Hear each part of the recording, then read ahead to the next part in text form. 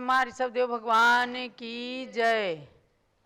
शासन नायक महावीर भगवान की जय। अयोध्या शाश्वत तीर्थ क्षेत्र की जय।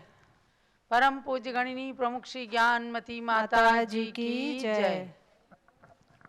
भव्यात्माओं, स्वाध्याय का समय हो गया है और आप सब तैयार हैं गोमट सार जीव कांड की पुस्तक लेकर के अध्ययन करने के लिए, स्वाध्याय करने के लिए।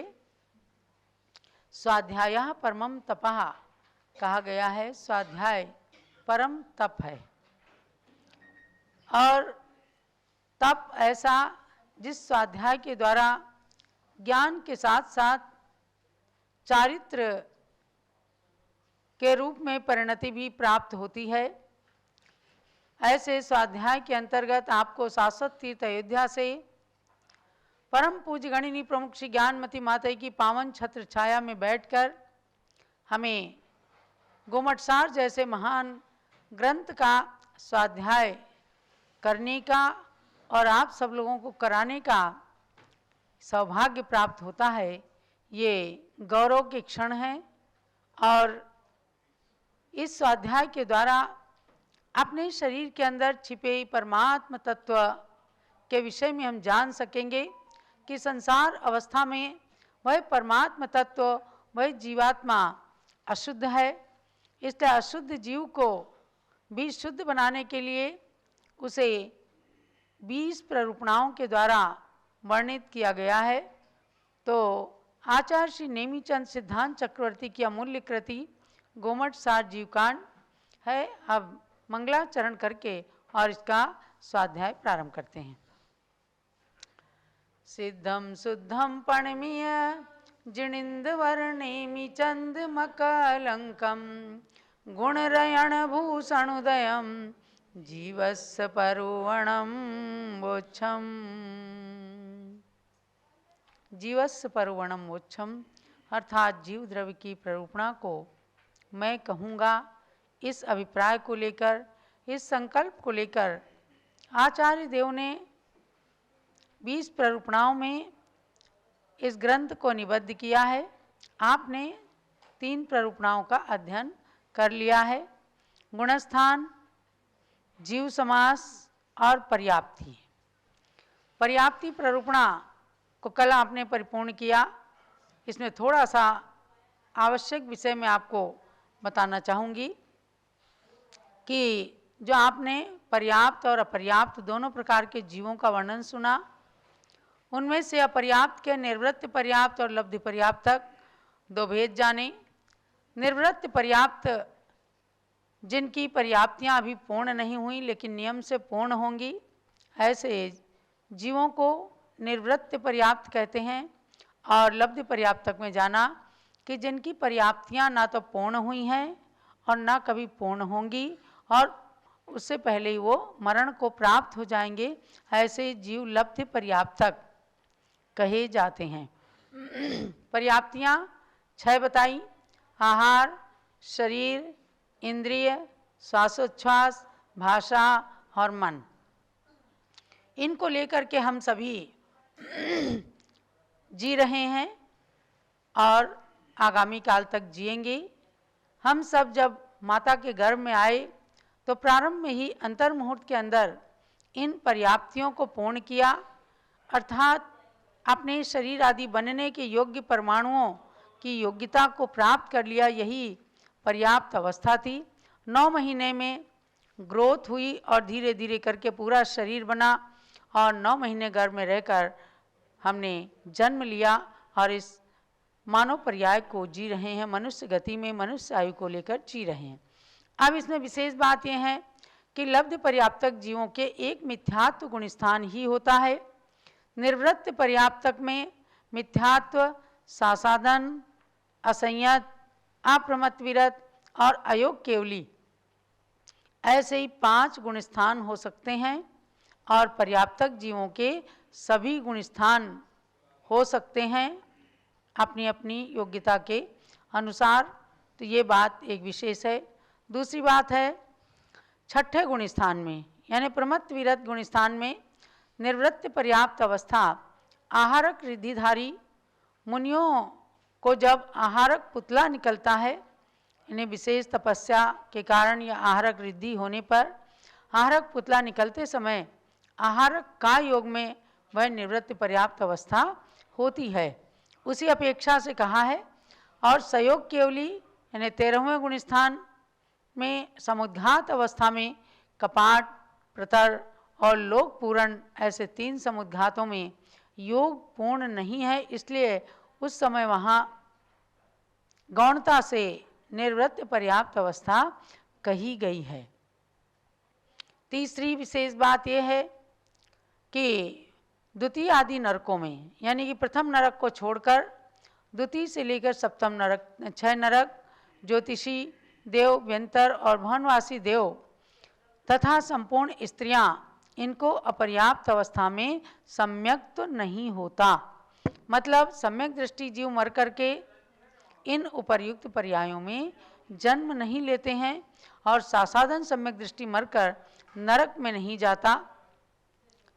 अतः नरक में अपर्याप्त अवस्था में सासाधन गुण स्थान नहीं होता है। न शासनो नारिया पुण्य, ये जीव कांड की गाथा में आगे आने वाला है। तो इस प्रकार से इस पर्याप्ति अधिकार के अंदर ये कुछ विशेष बातें हैं। इसलिए इस पर्याप्ति प्रकरण को पढ़ करके लब्ध पर्याप्तक अवस्था के जो क्षुद्र भाव 66,336 भाव कहे हैं, जिनमें एक श्वास में 18 बार जन्म मरण करना पड़ता है, ऐसी क्षुद्र अवस्थाओं में जन्म लेने से हमें हमेशा डरना चाहिए। और हमें जो पर्याप्त अवस्था मनुष्य गति की प्राप्त हुई है, इसमें रत्नत्रय को पूर्ण करने का या देश संयम को प्राप्त करने का प्रयत्न सदैव करना चाहिए। अब हम आते हैं प्राण प्ररूपणा में। प्राण प्ररूपणा, वैसे तो प्राण शब्द से सब लोग जानते हैं कि जिनके द्वारा हम जीते हैं, उसको प्राण कहते हैं। तो प्राण के बारे में हम जानकारी प्राप्त करते हैं। बाहिर पाणे ही जहाँ, बाहिर पाणे ही जहाँ, तहेव अभ्यंतरे ही पाणेहिम, तैव अभ्यंतरे ही पाणेहिम, पाणन्ति जे ही जीवा, पाणन्ति जे ही जीवा, पाणाते होन्तिणे दिठा, पाणाते होन्तिणे दिठा। सामूहिक रूप में गाथा पढ़िएगा।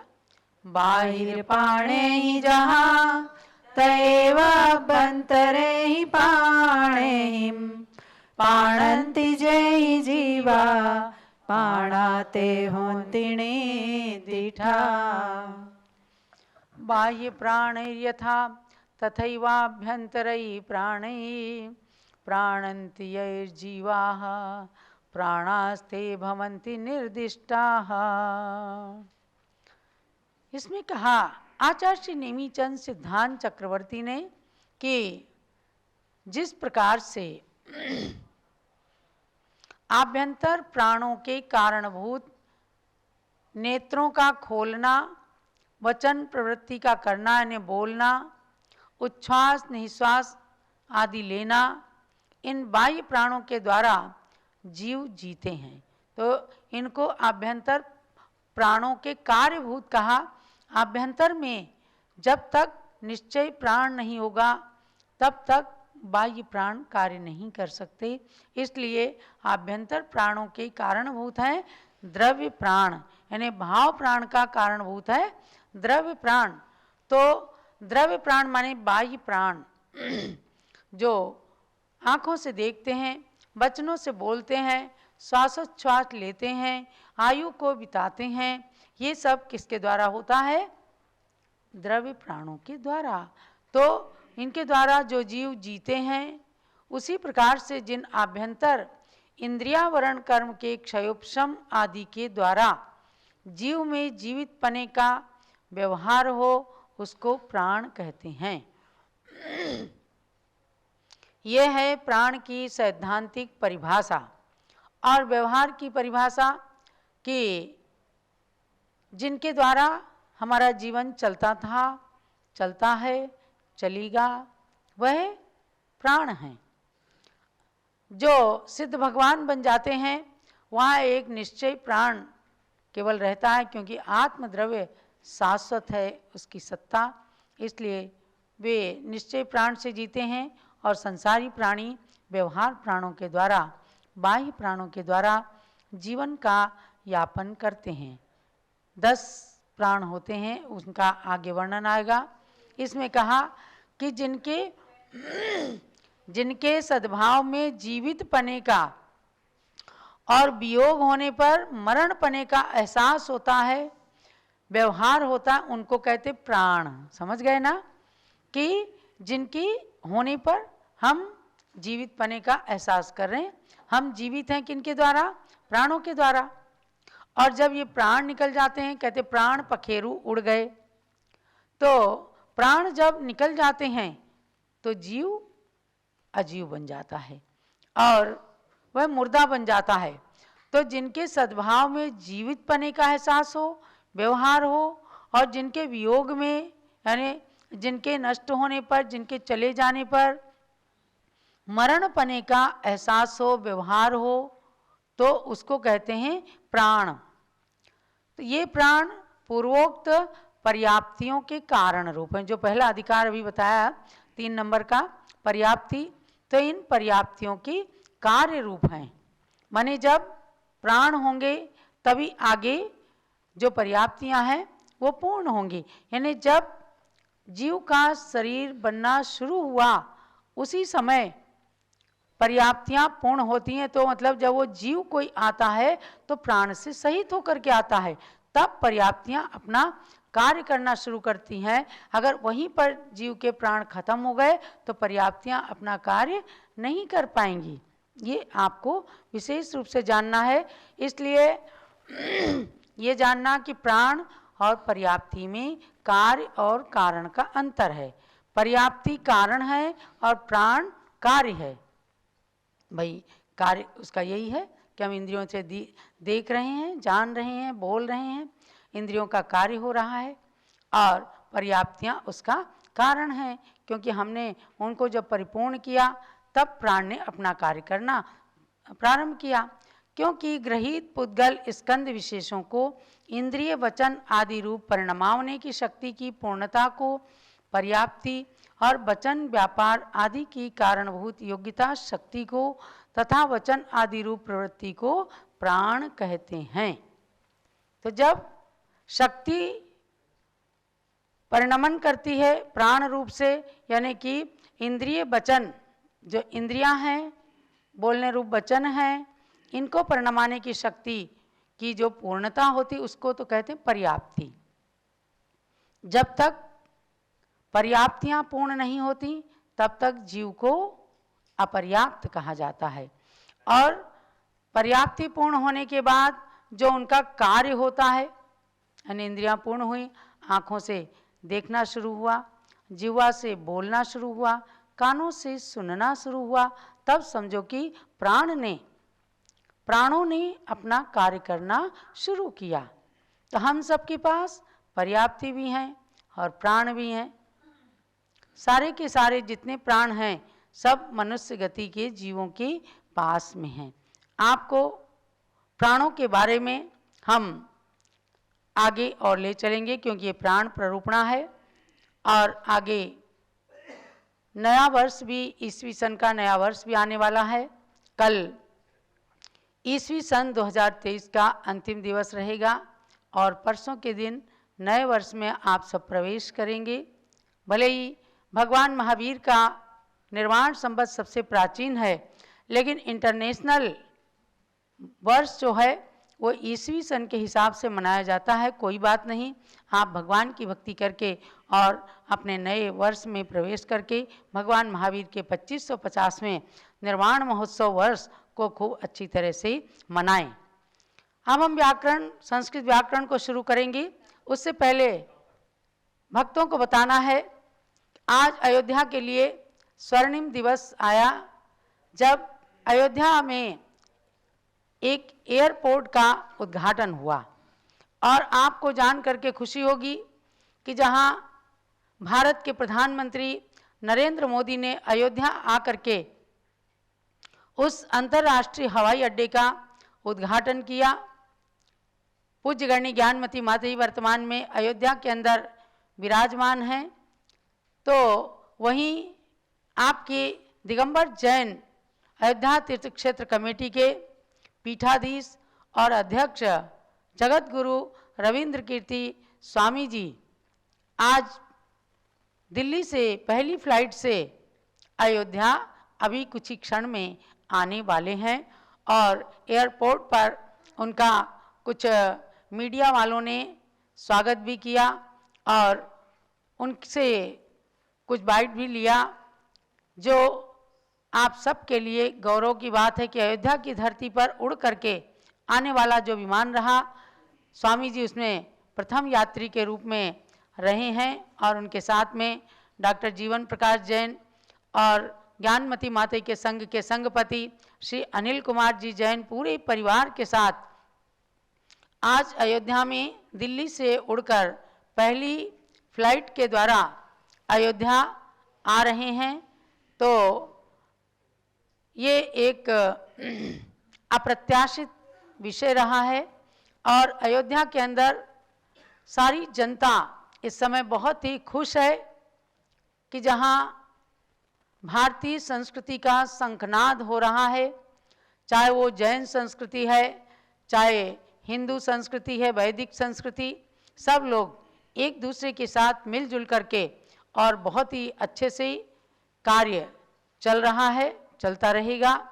तो आपको ये बात एक मैंने बताई कि अब जब आप अयोध्या आने का मन बनाएंगे तो हवाई जहाज़ से भी अयोध्या आने की सुविधाएं आपको प्राप्त होंगी। अब जो है ऋषभदेव ने, मर्यादा पुरुषोत्तम राम ने जन्म लेकर इस अयोध्या का नाम विश्व के पटल पर अंकित किया।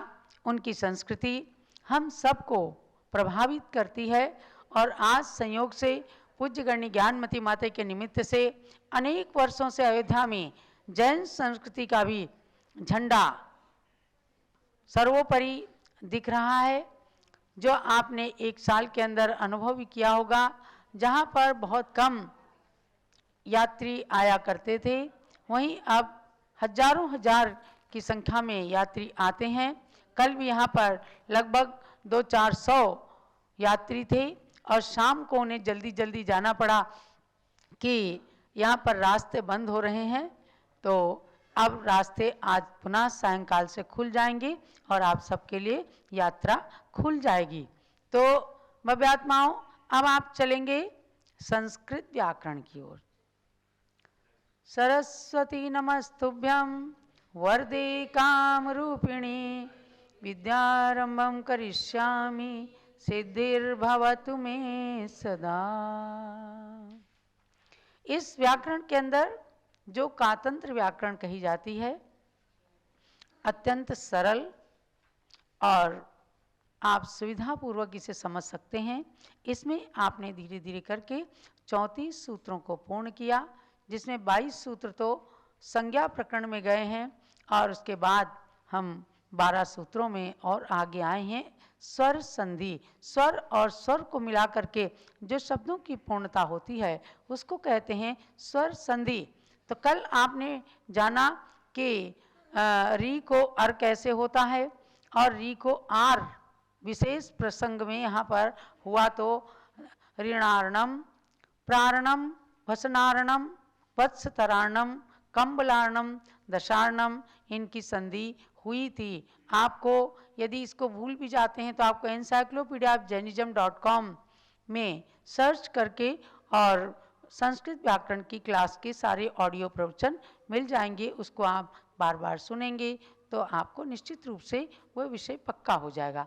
अब आगे देखिएगा कि जो हमने आपको पीडीएफ भेज रखा है सॉफ्ट मैटर, उसमें पेज नंबर 14 पर शीत प्लस रीता, दुख प्लस रीता।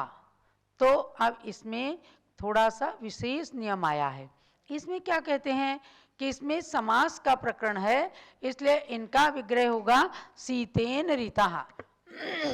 समास का प्रकरण एक आएगा आगे, तो यहाँ पर विशेष नहीं समझना है, आपको ये जानना है कि शीत प्लस रीता कैसे।